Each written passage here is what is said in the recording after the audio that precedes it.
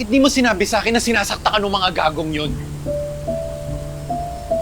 Halika, ayoko na kasing dumagdag sa iniisip mo eh. Mira naman, nangako ako sa'yo pati sa pamilya mo na poprotektahan kita kahit anong mangyari. Ano na lang sasabihin sa akin ni Mang Crisanto at Lola Ising? Ewan ko ba naman sa'yo, Mira? Bakit ka ba kasi nagtitiis dyan? Ang liit-liit lang naman ang sahod mo.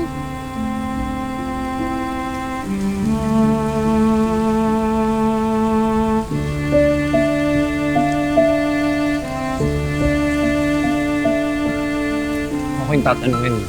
Gusto ko umalis ka na sa Yusa. Ay, I second the motion, Your Honor. Maghanap ka na kasi ng ibang trabaho.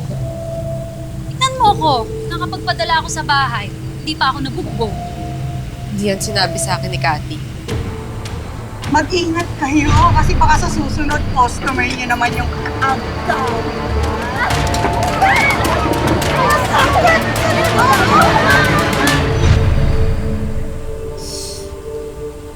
At least kami, panalo. Ikaw, talo-talo.